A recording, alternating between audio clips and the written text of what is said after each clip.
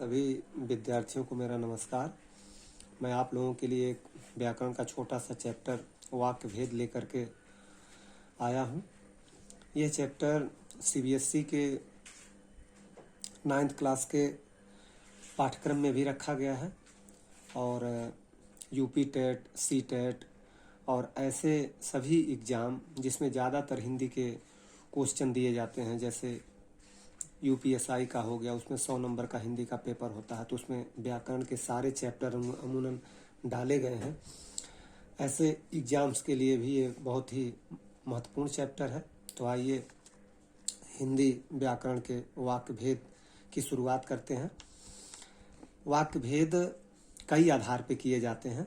यहाँ पर हमने सिर्फ अर्थ के आधार पर वाक्य के जो है कितने भेद होते हैं उसी को लिया है और इसी के बारे में चर्चा करेंगे।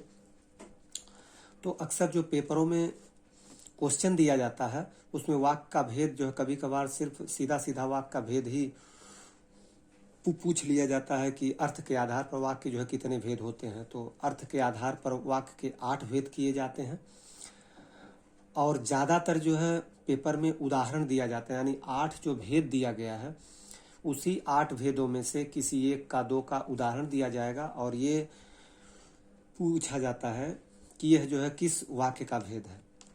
तो चलिए शुरुआत करते हैं काफ़ी आसान शब्दों में।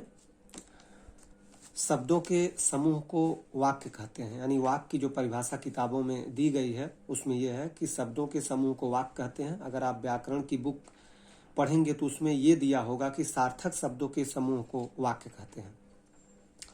तो सार्थक शब्द व्याकरण में अगर आप देखेंगे तो हाँ, शब्दों के और भी भेद किए गए हैं। उसमें एक भेद ये होता है सार्थक शब्द और निरर्थक शब्द। सार्थक शब्द वे होते हैं कि जिनका व्याकरण में जिन शब्दों का अर्थ दिया गया है, यानी शब्दकोश में, व्याकरण में नहीं, शब्दकोश में जिन शब्दों के अर्थ दिए गए हैं उन्हें सार्थक शब्द मानते हैं और जिन शब्दों के अर्थ शब्दकोश में नहीं दिए गए हैं, हम व्यवहारिक जीवन में बस वैसे ही बोलते हैं, उन्हें निरर्थक शब्द कहते हैं। लेकिन जब हम बोलते हैं तो सार्थक शब्दों के साथ साथ निरर्थक शब्द भी बोलते रहते हैं। ये हमारे आम बोलचाल में उसका प्रयोग होता है।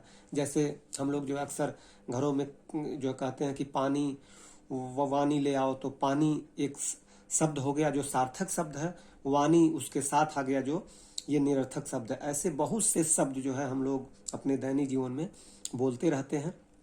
तो यहाँ पर अगर हम आसान शब्दों में इसकी जो परिभाषा निकालें तो यही होगा कि शब्दों के समूह को वाक्य कहते हैं।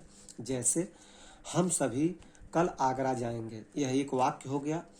अब एक वाक्य के अंदर हम एक शब्द है, सभी एक शब्द है, कल एक शब्द है, आगरा एक शब्द है, जाएंगे एक शब्द है। जब ये पांचों शब्द एक दूसरे से जोड़ दिए गए तब एक वाक्य का निर्माण हुआ। यहाँ पर एक चीज और समझना आवश्यक है कि अक्षर क्या होते हैं। अक्सर जो है बच्चे या विद्यार्थी अक्षर और शब्द को लेकर के भ्रम में हो जाते हैं। आता है जो है पेपरों में कि जो है 20 शब्द में उत्तर दीजिए, तो कोई अक्षर गिन लेता है, कोई शब्द गिन लेता है। यहाँ पर ये चीज़ क्लियर होना आवश्यक है। शब्द का मतलब ये होता है कि ऐसा छोटा से छोटा अक्षर जो अपना अर्थ दे दे, उसे उस लाइन में शब्द जो है कहते हैं। जैसे कि हमने उदाहरण लिया में एक अक्षर है, लेकिन में अपने आप में एक पूरा अर्थ देता है, इसलिए उसे शब्द, एक पूरा शब्द हम मानते हैं। तो यहाँ पे हमें ये समझना है कि अक्षरों का जो मेल होता है वह शब्द कहलाता है। यानी एक अक्षर जब दूसरे अक्षर से मिलता है तो एक शब्द का निर्माण होता है। जैसे ज एक अक्षर है और ल एक अक्षर है, इन दोनों को अगर हम जोड़ देंगे तो एक शब्द का निर्माण होगा और वो होगा जल। तो यानी शब्द जो है वाक्य से छोटी इकाई है और शब्द से छोटा जो है अक्षर होता है। अक्षर से छोटी कोई चीज नहीं होती है। सी टेट में, यूपी टेट में अक्सर ये जो क्वेश्चन आ जाते हैं कि भाषा की सबसे छोटी इकाई क्या होती है, तो भाषा की सबसे छोटी इकाई अक्षर कहलाती है। अक्षर वही जो आपके व्याकरण में अ से लेकर के ज्ञानी तक जो अक्षर दिए गए हैं वही अक्षर है। वह भाषा की सबसे छोटी इकाई है, उससे छोटा कुछ भी नहीं होता। वहीं से हम जो है उन्हीं अक्षरों को एक दूसरे से जोड़ करके पढ़ना शुरू करते हैं। तो आइए अब इसमें आगे चलते हैं।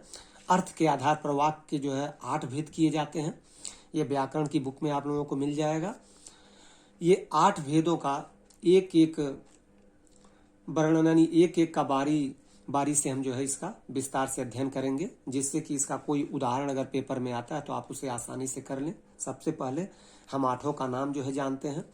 सबसे पहला भेद है विधान सूचक या साधारण वाक्य, दूसरा है निषेधात्मक वाक्य, तीसरा है प्रश्नवाचक वाक्य, चौथा है आज्ञा या विधिवाचक वाक्य, पांचवा है इच्छावाचक वाक्य, इसे इच्छा सूचक भी कहते हैं, और छठा है संदेह सूचक वाक्य, सातवां है संकेत या शर्त सूचक वाक्य, आठवां है विस्मय सूचक वाक्य। ये अर्थ के आधार पर वाक्य के 8 भेद होते हैं। अब हम सबसे पहले फर्स्ट वाले पे चलते हैं। पहला है विधान सूचक या साधारण वाक्य। यह सबसे पहला वाक्य आता है। इसके 2 नाम हैं, विधान सूचक या साधारण। चाहे आप विधान सूचक कहिए चाहे साधारण कहिए, दोनों बातें कही है। इस वाक्य से किसी कार्य के होने की समान सूचना मिलती है। मतलब इसका यह है कि यह वाक्य सबसे आसान होता है, साधारण होता है। इसकी परिभाषा यह है कि इस वाक्य में किसी कार्य के होने की सूचना मिलती है कि काम होगा। जैसे वे लोग कल जाएंगे। और इसकी एक छोटी सी जो है डिफिनीशन ये है, परिभाषा ये है कि साधारण वाक्य वे होते हैं जिसमें कम से कम एक कर्ता और एक मुख्य क्रिया अवश्य होती है। जैसे कमल खिलेगा, अब कमल हो गया कर्ता, खिलेगा हो गया मुख्य क्रिया। यानी कम से कम साधारण वाक्य में 2 शब्द जरूर रहेंगे, एक कर्ता और एक मुख्य क्रिया, तो वह साधारण वाक्य हो जाएगा। तो ये सबसे आसान यही होता है वाक्य में, साधारण वाक्य।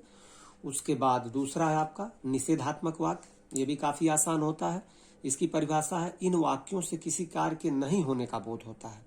मतलब अगर हम विधान सूचक वाक्य में नहीं शब्द जोड़ दें तो वो तुरंत जो है निषेधात्मक वाक्य हो जाता है। जैसे कमल नहीं खिलेगा, वे लोग कल नहीं आएंगे। जैसे ही न नहीं शब्द बीच में आ जाए तो आप तुरंत मानिए कि वह जो है निषेधात्मक वाक्य हो गया। तो ये भी काफी आसान होता है।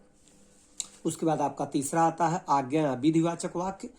ये इन 8 वाक्यों में सबसे कठिन पड़ता है, आज्ञा या विधिवाचक वाक्य, क्योंकि इन वाक्यों से आज्ञा का बोध होता है, अनुमति का बोध होता है, सलाह देने के भाव का बोध होता है। इसमें कई तरह के भाव के बोध होते हैं। इसलिए यह वाक्य 8 में सबसे ज्यादा टफ होता है। और एग्जामिनेशनों में एग्जाम्पल के रूप में इसमें से एक वाक्य जरूर दिया जाता है। तो इसको अच्छे ढंग से जो है समझते हैं। इन वाक्यों से आज्ञा का बोध होगा, अनुमति का बोध होगा, सलाह देने के भाव का बोध होगा। यानी हमें आज्ञा सूचक वाक्य जानने के लिए वाक्य के भाव पर ध्यान देना होगा। जैसे पहला है उदाहरण इसमें, बाहर निकल जाओ, तो वाक्य को पढ़ करके ऐसा लग रहा है कि कोई आज्ञा दे रहा है कि आप यहाँ से बाहर चले जाइए। दूसरा है आपको सुबह टहलना चाहिए, वाक्य को पढ़ करके ऐसा लग रहा है कि कोई सलाह दे रहा है कि सुबह जो है टहलना चाहिए, इससे हमें फायदा होगा। अगला वाक्य है मैं घर चला जाऊं। इस वाक्य से ऐसा लग रहा है कि जो है इससे अनुमति कोई मांग रहा है कि क्या मैं जो है अब घर चला जाऊं। तो यानी ऐसे जो है इन आज्ञा सूचक वाक्यों से कई ढंग का बोध होता है और इस पर हमें थोड़ा ज्यादा जोर देना है और ये काफी इंपॉर्टेंट भी है, इससे क्वेश्चन जरूर दिए जाते हैं। उसके बाद आपका चौथा है प्रश्न सूचक वाक्य। ये काफी आसान होता है। इन वाक्यों से प्रश्न पूछने का बोध होता है। यानी साधारण वाक्य में जैसे ही प्रश्न सूचक शब्द हम डाल देते हैं तुरंत वह वाक्य जो है प्रश्न सूचक या प्रश्नवाचक वाक्य बन जाता है। अब प्रश्न सूचक शब्द कौन कौन से हैं, क्या है, कैसे है, क्यों है, ये सारे शब्द जो है प्रश्न सूचक होते हैं। ये जैसे ही वाक्य में आते हैं तो वह वाक्य जो है प्रश्न सूचक वाक्य हो जाता है। जैसे क्या तुम खेलोगे, तुम क्यों नहीं गए, सारे बच्चे घर क्यों नहीं जा रहे हैं। यानी क्या, कैसे, क्यों, ये शब्द वाक्य में जैसे ही आते हैं ऐसे शब्द जो है प्रश्नसूचक हो जाते हैं। और प्रश्नसूचक वाक्य की एक सबसे बड़ी पहचान है कि उसका जो है प्रश्नसूचक चिन्ह उन वाक्यों के अंत में लगा होता है, जो इस आकार का होता है। ऐसा चिन्ह जो इसका होता है, अगर वह वाक्य प्रश्नसूचक में रहेगा तो ऐसा चिन्ह जो है वाक्य के अंत में लगा होगा। तो इसको पहचानना भी काफी आसान होता है। इसलिए अगर इसकी इसका उदाहरण आपके सामने आता है तो आप इसे बड़ी आसानी से इसके चिन्ह से ही पहचान लेंगे। 5वां है इच्छावाचक वाक्य। इन वाक्यों से इच्छा, कामना और आशीर्वाद का बोध होता है। यानी इच्छावाचक वाक्य ऐसे हैं कि अगर आप इसको पढ़ेंगे तो आपको बोध होगा कि कोई अपनी इच्छा व्यक्त कर रहा है, किसी के लिए कुछ कामना की जा रही है या आशीर्वाद देने का बोध हो रहा है। जैसे आपकी यात्रा मंगलमय हो, तो इस वाक्य से बोध हो रहा है कि कोई जो है कामना कर रहा है कि आप जहाँ भी जा रहे हैं वहाँ पर आपका काम हो जाए, रास्ते में कोई दिक्कत न आए। अगला वाक्य है ईश्वर आपको दीर्घायु करे। ये यहाँ इच्छा व्यक्त की जा रही है कि ईश्वर आपकी उम्र को लंबी करे। उसके बाद अगला वाक्य है तुम जल्दी बड़े हो जाओ। कोई बड़ा जो है आशीर्वाद दे रहा है कि तुम अभी छोटे हो और जल्दी बड़े हो जाओ। तो यानी यही 2-3 ढंग के जो है भाव इससे व्यक्त होते हैं इच्छावाचक वाक्य के अंतर्गत। इस पर भी थोड़ा सा ध्यान देने की जरूरत है, या ये जो है थोड़ा सा आज्ञा सूचक वाक्य से हल्का फुल्का मिलता है, इसलिए इसमें और उसमें अंतर करना जो कठिन हो जाता है। तो इन दोनों को एक बार अगर आप अलग अलग देख करके पढ़ लेंगे तो इसमें दिक्कत नहीं आएगी। उसके बाद 6 है संदेह वाचक वाक्य। इन वाक्यों में किसी कार्य के होने में संदेह या शंका व्यक्त की जाती है। ये बहुत आसान है। अगर आपके सामने ऐसा वाक्य आए जिसको पढ़ करके लगे कि काम होने वाला नहीं है, यानी संशय है, तो वहां पर जो है संदेह वाचक वाक्य हो जाएगा। जैसे शायद मैं आज स्कूल जाऊं, शायद ही वह यहाँ आए। यानी संदेह सूचक वाक्यों में शायद शब्द का सबसे ज्यादा इस्तेमाल होता है। जो भी आप व्याकरण की बुक में उदाहरण देखेंगे उसमें सबसे ज्यादा शायद या संभवतः शब्दों का प्रयोग होता है। तो इससे शंका व्यक्त होती है कि काम होगा कि नहीं होगा। तो इस हिसाब से भी काफी आसान है, इसमें ज्यादा झंझट नहीं है। अगला देखते हैं 7वां संकेत या शर्त सूचक वाक्य। इन वाक्यों में एक कार्य का होना दूसरे कार्य पर निर्भर होता है। ये भी बहुत आसान है। इसके 2 नाम है, संकेत या शर्त सूचक। चाहे संकेत नाम आए चाहे शर्त सूचक नाम आए, दोनों एक ही हैं। इन वाक्यों से एक काम का होना दूसरे कार्य पर निर्भर होता है। यानी एक काम तभी होगा जब दूसरा होगा। जैसे अगर बस आएगी तभी मैं जाऊंगा, यानी जाने का काम बस के आने के ऊपर निर्भर है। अगर बस नहीं आती है तो मैं नहीं जाऊंगा। दूसरा उदाहरण है किताब होगी तभी मैं पढ़ूंगा, यानी मेरा पढ़ना जो है किताब के होने के ऊपर निर्भर है।